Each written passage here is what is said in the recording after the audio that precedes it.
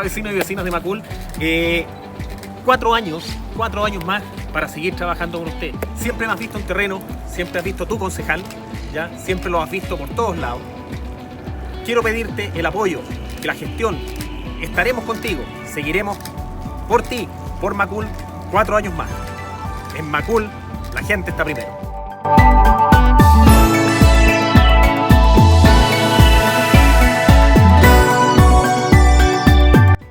Hola, buenas tardes, queridos vecinos, vecinas. Estamos aquí desde los estudios de LGP. La gente está primero, desde nuestra hermosa comuna de Macul. Hoy día con una gran invitada, ya periodista, y lo más importante de ella es que se atrevió a ir a la constituyente. Se atrevió con sus ideas, con sus pensamientos, con todo lo que ella cree que puede ser mejor para un Chile que está despertando, que quiere más, y va a estar ahí. Vamos a estar con ella, vamos a estar conversando con ustedes, una gran amiga de Macul, Lucía López. Lucía.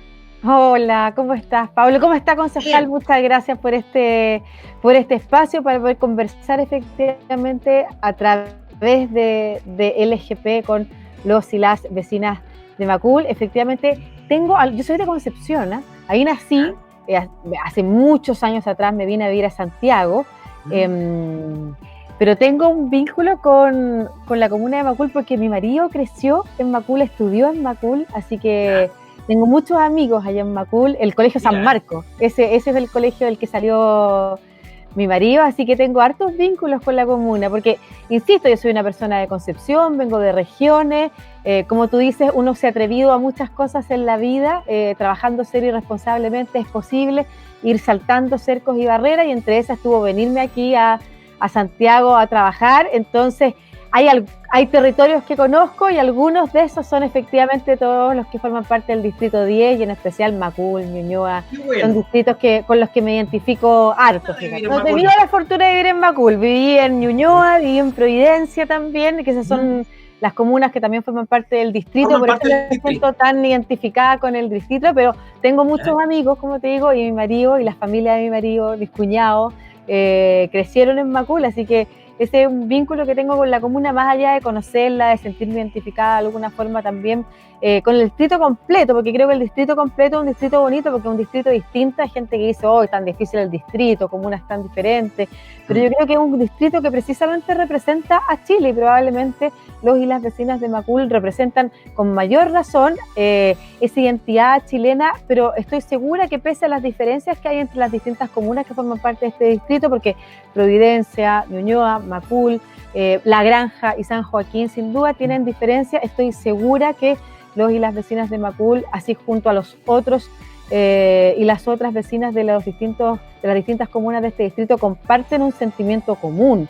el sentimiento ese que es como de vulnerabilidad, ¿no es cierto?, que de un estado débil, que no te protege, que en cualquier momento, cualquier accidente en la vida, una enfermedad, la pérdida de un trabajo, te hace perder tu proyecto de vida, se desmorona por completo.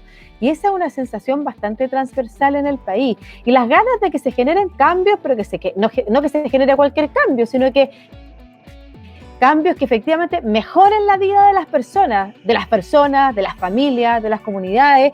Así que estoy segura que estamos relacionados, que pensamos similar y claro, tú decías, ¿se atreve a ir a la convención? Por supuesto, es salir de una zona de confort. Yo soy periodista de radio y televisión, estoy con trabajo, siempre he tenido trabajo afortunadamente, y hacer esto es por un compromiso que tengo. La gente que me ha seguido, que me conoce en distintos programas, en distintos medios, sabe que yo soy una mujer de opinión, sabe que defiendo mi opinión, sabe que participo de campañas habitualmente, y esto es lo mismo. Yo creo que es lo más importante que estamos viviendo como país y lo más importante que vamos a vivir en muchos años, y que de participar y de comprometernos con el proceso depende de que salga bien y que efectivamente se pueda mejorar la vida de las personas. Un poquito de lo macro a lo micro. ¿Ya? Cuando hablamos de lo macro es todo lo que pretendemos cambiar en esta Constitución, todo lo que muchos consideramos que no está bien, que se ha perpetuado un sistema de abuso, un sistema de menoscabo hacia las personas, hacia la gente, un sistema de aprovechamiento de los recursos naturales, destrucción de nuestro medio ambiente. Son tantas las cosas, pero ya llevado a lo micro, también aprovecho de preguntarte, en nuestros territorios, por ejemplo, tú mencionabas Macul, San Joaquín de la Granja, que son quizás muy distintos de Ñuñoa, Providencia y Santiago, ¿ya? Son los sectores más entre comillas, del distrito más vulnerables, ¿ya? Pero cuando hablamos de, por ejemplo, en Macul, ¿qué crees tú de lo que pueda llevar tú a la constituyente pueda repercutir a nuestros vecinos y vecinas de Macul? Yo creo que Macul es una comuna vértice, además. Yo te decía que lo lindo de este distrito es que es súper diverso y representa las diferencias que hay en Chile. Providencia, por una parte, Ñuñoa, también es distinto a Providencia, Macul, una comuna vértice también, quizás con algunas similitudes con Ñuñoa. Por otro lado, San Joaquín La Granja, también con algunas similitudes en algunos barrios. Yo creo que todos esas comunas tienen familias que se sienten acogotadas, porque los derechos fundamentales para una vida digna, si hacemos también retribución al movimiento social, no están garantizados.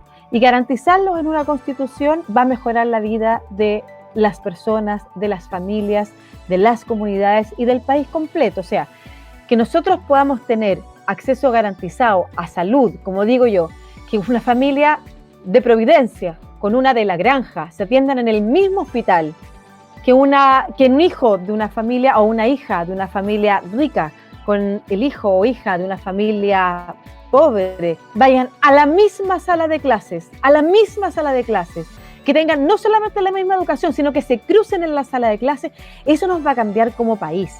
No solamente va a mejorar la vida de las personas, les va a poner un desde mínimo, digno, que tiene que ser superior al que tenemos ahora, y a partir de eso, cada familia, cada persona puede desarrollar su propio proyecto de vida, puede emprender, puede hacer lo que todo quiera, pero no puede ser que nosotros no tengamos garantizados esos derechos que son básicos, no solamente para que las personas tengan un piso de bienestar mínimo, sino que para que además el país se desarrolle, porque en la medida que nosotros garantizamos eso, entonces las personas no están sobreviviendo, sino que efectivamente pueden desarrollar proyectos y emprender, porque el chileno y la chilena es trabajadora, es emprendedor, sale adelante, porque la demostración es que no tenemos nada garantizado y aún así las familias se sacan la mugre por sacar adelante a sus hijos. Entonces, si nosotros tenemos esos mínimos garantizados que son posibles de garantizar efectivamente en una constitución, y ahí también agrego el acceso a una vivienda digna, por supuesto, el derecho a tener una vejez digna, o sea, con bienestar, que efectivamente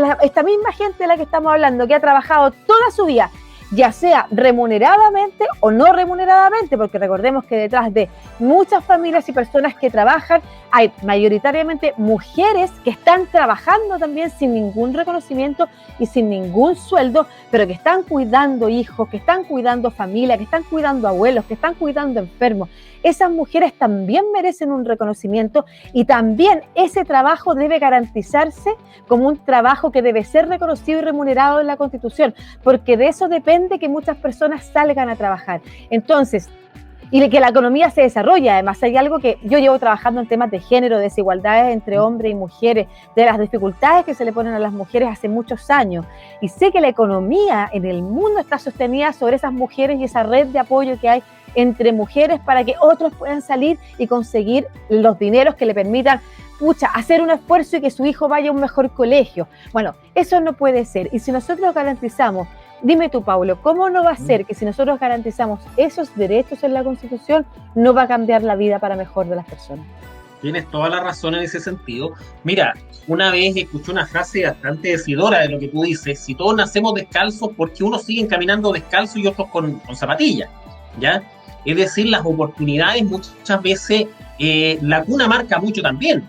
Somos un país bastante clasista, somos un país que la cuna y los apellidos dicen mucho, ¿ya? Y cómo vas marcando las diferencias, porque cómo puedes caminar de la misma manera cuando las oportunidades desde la cuna, desde que naces, no son las mismas, desde que naces en un territorio complicado, desde que naces en sectores vulnerables. La forma que tienes de salir es mucho más compleja adelante. Se puede, pero es mucho más complejo cuando vas a un colegio de letra y número, ¿ya? A cuando vas a un colegio particular que tiene cancha, que tiene idioma, que tiene un montón de cosas.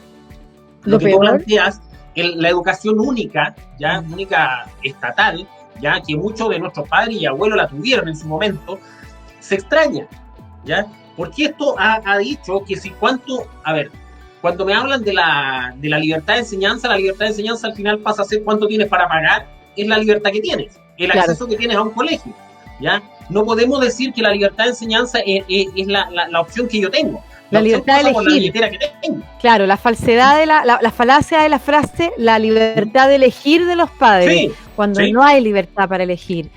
Todo va a depender de tu acceso económico. Y tú decías algo, Paulo, que es mucho más grave aún, que es que existen esas brechas, esas desigualdades, esas distancias, pero lo peor de todo es que este modelo de desarrollo lo que ha hecho es que esas distancias a lo largo de la vida de las personas solo se agranden. O sea, yo con una trabajadora, por ejemplo, que puedo tener en una empresa a la que le doy trabajo, es probable que su hijo y mi hija vayan a distintos colegios. Pero además, la educación que va a recibir mi hija versus la educación que va a recibir mi hijo, el tipo de salud que va a recibir, cada vez más los va a ir distanciando, y eso no es justo. ¿Cómo va a ser justo eso? No puede ser. Y por eso además yo digo, no solamente la misma educación para todos, sino que la misma sala de clases, porque es importante que nosotros cortemos con esta segregación de que unos viven en un país y otros viven en otro país, porque los tomadores de decisiones o las personas que van construyéndose y transformando en esta élite política o élite empresarial, que al final es la que efectivamente marca el paso de un país, no tiene idea de cómo vive la mayoría. Y eso lo hemos visto en un montón de declaraciones, precisamente durante la pandemia, por ejemplo, cuando el exministro Mañalich dijo no sabía que las personas vivían tan hacinadas, o ya, no tienen idea. Se fijan, hay unas encuestas que se hizo en el grupo de directores de empresas este año, en lo que la mayoría decía que el gran porcentaje de Chile era clase media. Y no, el gran porcentaje de Chile, según las características de la clase media que tiene la OCDE, nosotros pertenecemos a la OCDE, no, nosotros somos la mayoría clase baja. Lo que pasa es que además hay algunos súper ricos en este país. Tú sabes que el 1% más rico de Chile recibe en promedio más o gana más que el 1% más rico de Estados Unidos o que el 1% más rico de Francia. Esto dicho por la Premio Nobel de Economía. Entonces, hay formas de garantizar más derechos, hay formas de avanzar hacia una reforma tributaria progresiva que garantice que los que tengan más pongan más, efectivamente, porque eso le va a hacer bien a todo el país. Y además estamos hablando de súper ricos que conocen los países desarrollados y saben que en el centro conviven todos, saben que los ricos andan en transporte público también, saben que en Inglaterra la monarquía va al mismo hospital, o Boris Johnson se atiende en el mismo hospital público que se atiende el resto de los ingleses. Nosotros podemos avanzar a eso, porque para ser un país desarrollado necesitamos que nuestra ciudadanía tenga bienestar, y eso incluye esos precios mínimos de los que hemos hablado, y también incluye un trabajo digno, con un salario justo, tiempo de ocio para que las personas puedan salir en familia, y también para que se puedan desarrollar otras industrias que también generan empleo, como son la industria de la cultura, la industria del ocio, la industria del turismo nacional. Todas esas cosas también nos van a ayudar a crecer, pero tenemos que dejar espacio para que las personas efectivamente, que son súper trabajadoras en este país, remunerada o no remuneradamente, avancen a tener sueldos dignos, horarios dignos, una vida digna, para que el país sea un país desarrollado. Ir a otro lado de tu historia, ¿ya? Tú estuviste en la campaña del no, ¿ya? O sea, yo tenía 15, 16 años, no sé si trabajé para la campaña del no. No, bueno, hagamos de nuevo la pregunta. Pero apoyé el no. ¿Apoyaste la campaña? Sí, claro que ¿ya? sí. Viendo desde los 90 a lo que es ahora en Chile, ¿qué crees de ese no queda y qué no estuvo bien? Sí, es súper bueno que me hagas esa pregunta, porque yo sé que el eslogan de los 30 años son 30, o sea, no son 30 pesos, son 30 años, es un eslogan que se repite fácilmente, pero yo recuerdo cómo era la vida en los 80, recuerdo cómo era la vida en los 90, recuerdo cómo era la vida en los 2000. Y recuerdo las presiones políticas que habían para que no se produjeran los cambios. O sea, en la campaña en la que yo sí trabajé fue en la campaña de Ricardo Lagos, porque yo en esa época era periodista y me encargaba las difusiones de cultura, de arte, de bandas, de músicos nacionales.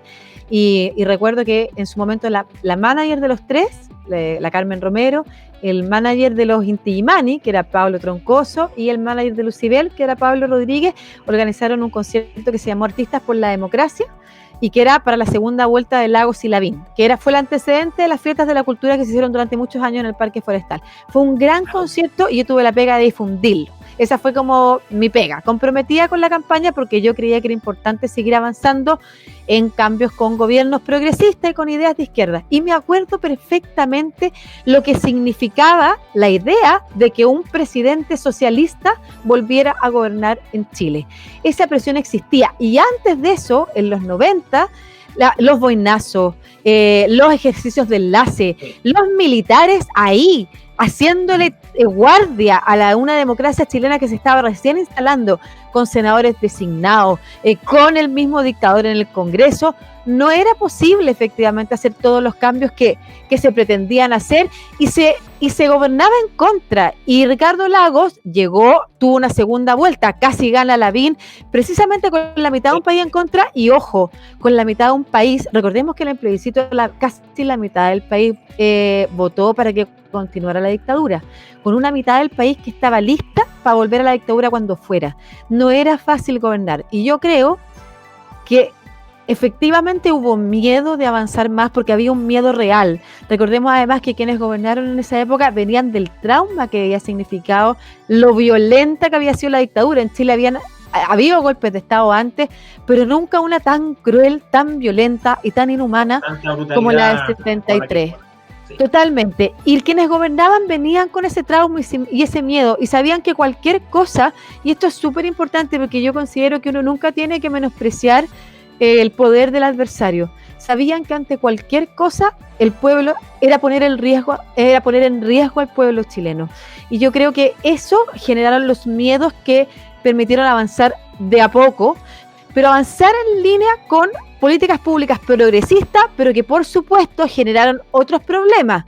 Por ejemplo, la mayoría de las personas o ciudadanos en Chile que pudieran y quisieran estudiar en una universidad, lo hicieran con un crédito aval del Estado. Por supuesto que en ese momento la ley que se construyó, y no se pensó además que los bancos iban a hacer lo que querían y que iban a abusar de esos derechos, y que después iba a ser imposible cambiarlo, porque recordemos que llevamos tiempo tratando de cambiar, y ahí los diagnósticos de la nueva mayoría, de la presidenta Bachelet, para mí eran los adecuados y eran los acertados. Recordemos que la presidenta Bachelet, que es parte de estos mismos gobiernos estos últimos 30 años, llega con un programa apoyado, entre otros, por el PPD, partido al que tú perteneces, además, y yo voy en un cupo de ellos también. Recordemos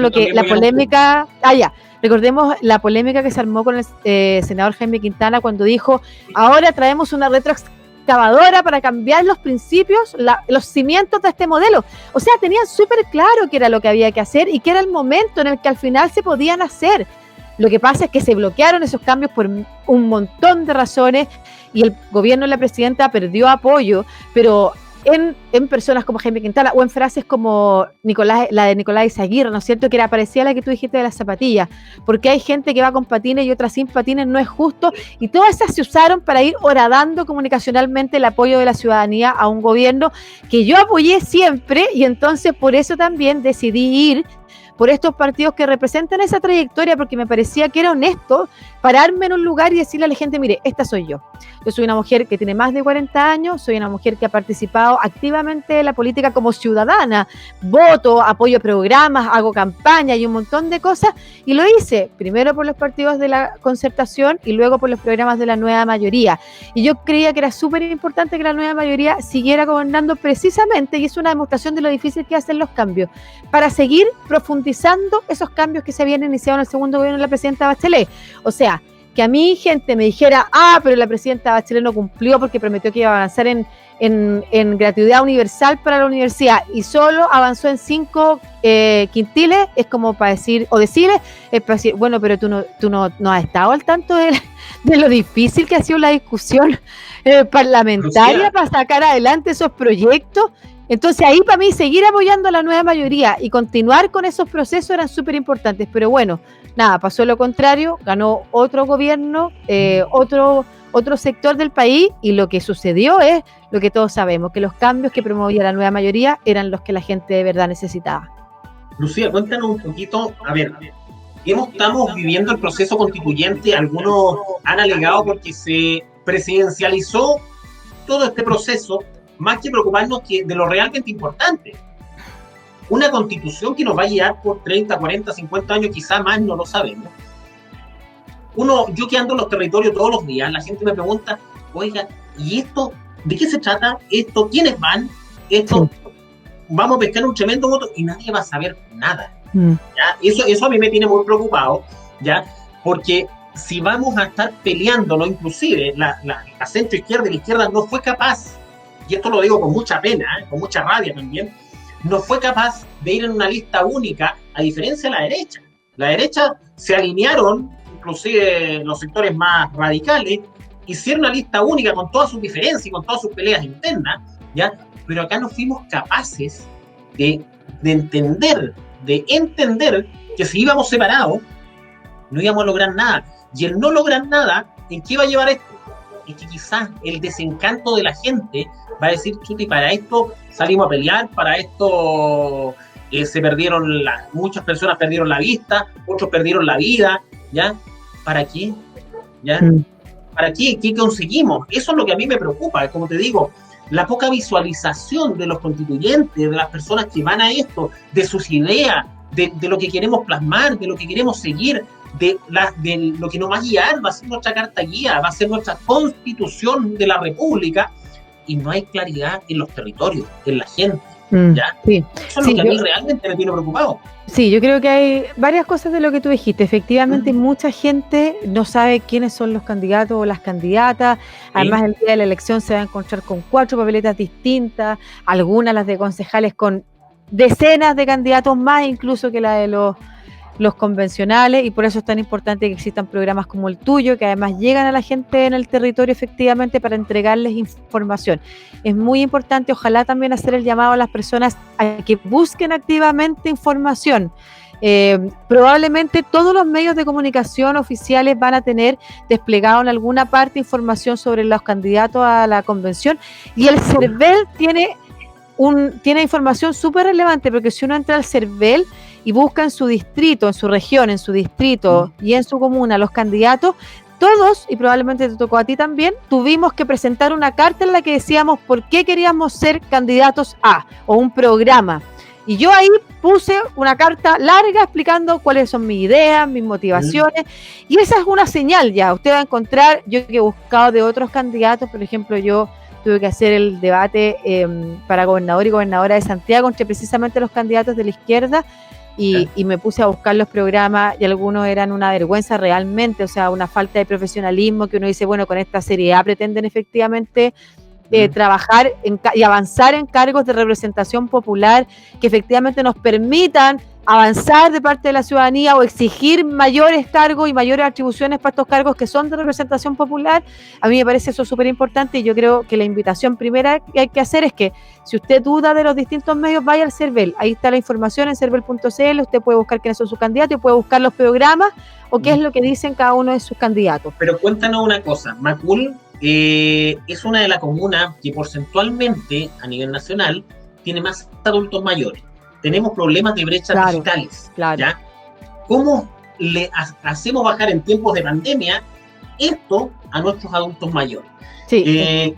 Ya que no podemos visitar los clubes que nos están reuniendo, no podemos ir a grandes encuentros. ¿Cómo las estrategias que podemos llegar a ellos? Este es un programa, y lo ven adultos mayores, lo ven jóvenes, ¿ya? Pero yo creo que, y te invito desde ya a estar en el territorio, a recorrer Macul, claro. Que podamos hacerlo, podamos conversar con la gente, porque te repito, están todas estas elecciones, inclusive la presidencial, pero esta elección de constituyentes y lo que va a desembocar, que necesitamos una nueva constitución, que si los 2/3 no se llegan a cumplir, vamos a tener puras leyes ordinarias que van a pasar de gobierno en gobierno. Mira, es súper importante también pensar hoy en lo relevante que es tener medios públicos de verdad. O sea, ¿Sí? un canal de televisión público, pero público de verdad, que Sí. pueda contribuir a informar precisamente a la población de todo esto que estamos hablando. Eso sería súper importante y tú tienes razón. Existe una brecha digital y en pandemia va a ser muy difícil poder llegar y hacer puerta a puerta y no se pueden hacer encuentros. Hay que cuidar además a la gente, sobre todo a las personas grandes, y eso hace el proceso difícil.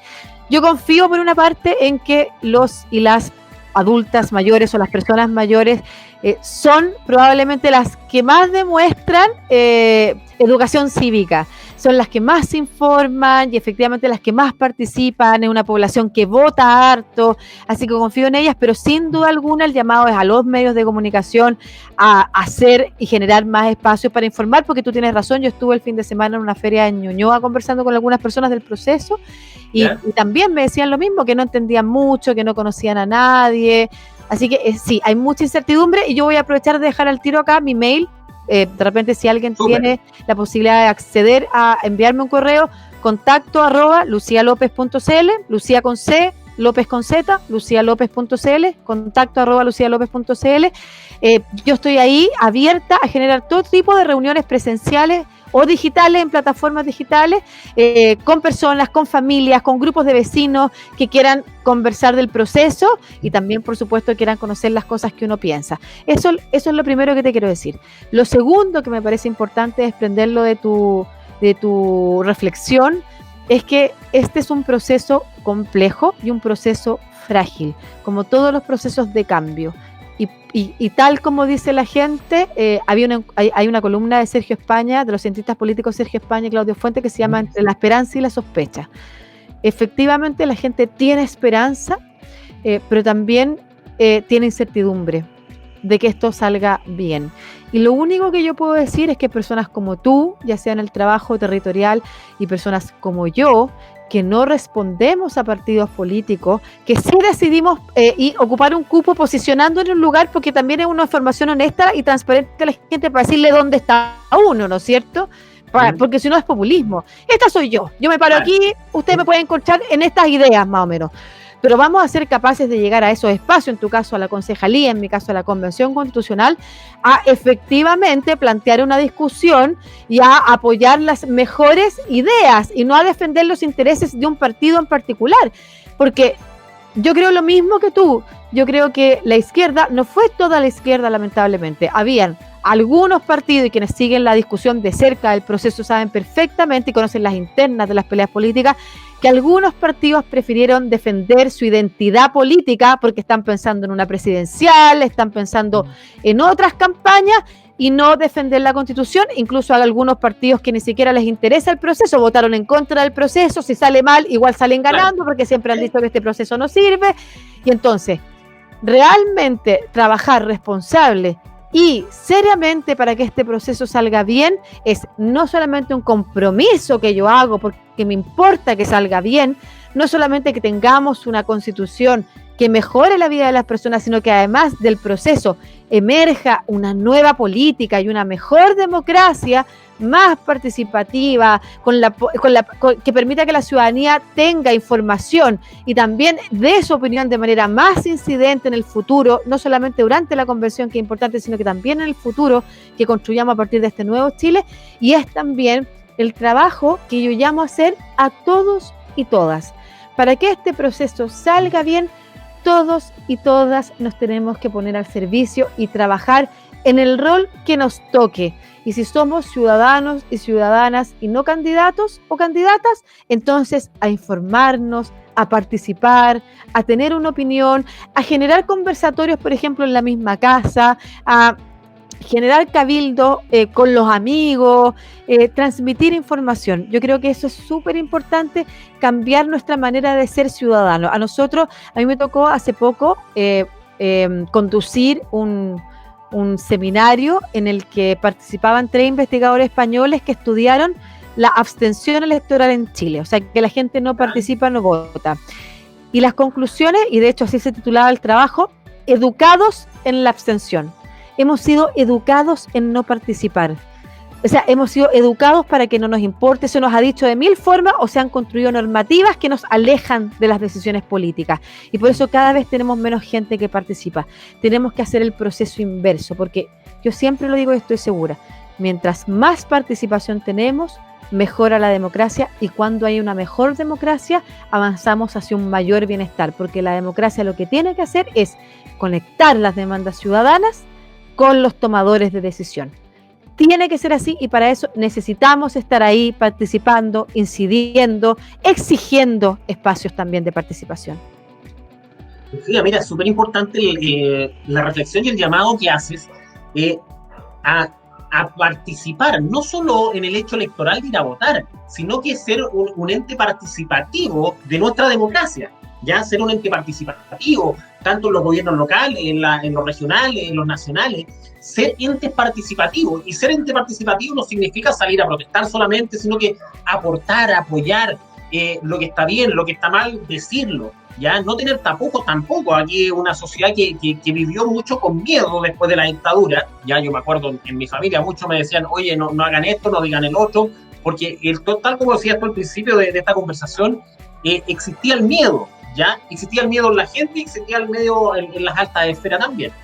Mira, me gustaría mucho que, como para ir cerrando un poquito, tú hicieras un llamado, una invitación a nuestros vecinos y vecinas de Macul a participar, ¿ya? Y esperamos tenerte en esa constituyente, escucharte, ha sido un agrado, ¿ya?